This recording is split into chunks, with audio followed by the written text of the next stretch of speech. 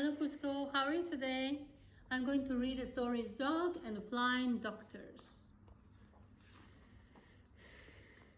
Meet the Flying Doctors, a dragon knight and a girl.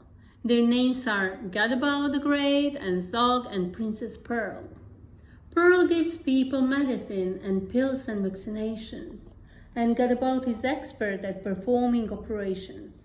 Zog is good at flying, though not quite so good at landing, but Gadabout and Princess Pearl are always understanding. Flying high one morning, they heard a mermaid wail. "I'm sunburned and it hurts," she cried, and swished her scaly tail. Bang, crash, thump, they landed. The mermaid's skin was red. Pearl rubbed in some special cream, and "Wear this hat," she said. "Thank you," said the mermaid, and she waved a fond goodbye as the team of flying doctors sped away into the sky. As the sun rose higher, they saw a unicorn. He pawed the ground and whinnied, "I've grown an extra horn." Bang, crash, thump, they landed. "I'll help you," said the knight, and he cut the horn off gently to the unicorn's delight. "Thank you," said the unicorn, "for taking so much care," and the team of flying doctors sped away into the air. Halfway through the afternoon, they heard a lion sneeze. "I've caught the flu," the lion roared. "Can someone help me, please?" Bang, crash, thump, they landed, and Pearl said, "Take this pill, and do keep warm. That's terribly important when you are ill." But the lion's cave was chilly, so Zog said, "Fetch some wood." Then he breathed out lots of flames until the fire burned bright and good. "Thank you," roared the lion. "I'm feeling nice and warm." Then the team of flying doctors sped away into the storm. And as evening fell, they saw a great big palace down below. "My uncle's house," said Princess Pearl. "Let's go and say hello." Bang, crash, thump, they landed. Pearl's uncle was the king. He didn't say hello. Instead, he said, "You naughty thing! Where have you been?" he thundered. "You look an awful mess. What's happened to your crown, and where's your pretty frilly dress?" "But, uncle, can't you see that I'm a doctor now?" said Pearl. The king replied, "Princesses can't be doctors, silly girl." He told his men to seize her and to lock her up inside.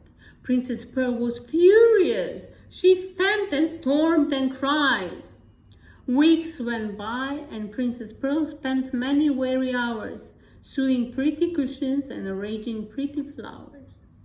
The others tried to rescue her with all their might and main, but they simply couldn't manage.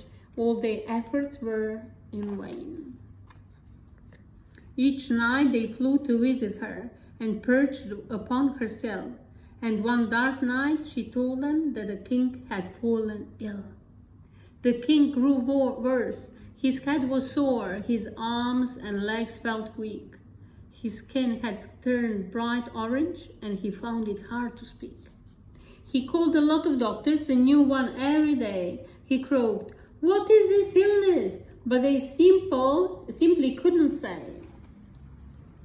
They didn't know the answer, but Pearl was pretty sure. "It looks like orange fever," and she read about the cure. Grated horn or unicorn, a mighty lion's sneeze, some mermaid scales, a little slime, and half a pound of cheese. She told the others what to get, and "Do be very quick. My uncle could be dying. He looks extremely sick."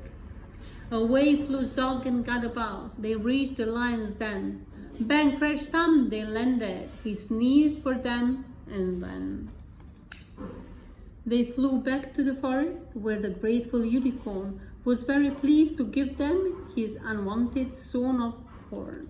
Back to the mermaid's rock they flew. She gladly gave some scales, and her sea snail friends allowed them to collect their slimy trails.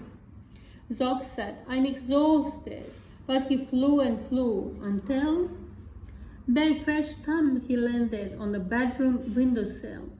Princess Pearl said thank you for the scales, the slime, the sneeze, and the horn, which then she grated up with half a pound of cheese. She tiptoed to her uncle's room. The king lay in his bed. She held a spoonful to his mouth. "Now open wide," she said. After just one spoonful, her uncle felt much stronger. And after spoonful 2, he wasn't orange any longer. After spoonful 3, the king was dancing with delight. "Princesses can be doctors. You were absolutely right.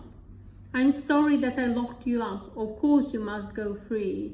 But do come back to visit me and bring your friends to tea." "Hooray!" cried Pearl, and out she ran to join the other 2. Then off into the sunset sped the Flying Doctor's crew.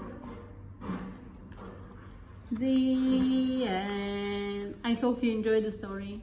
Bye bye, Cousteau. Bye bye.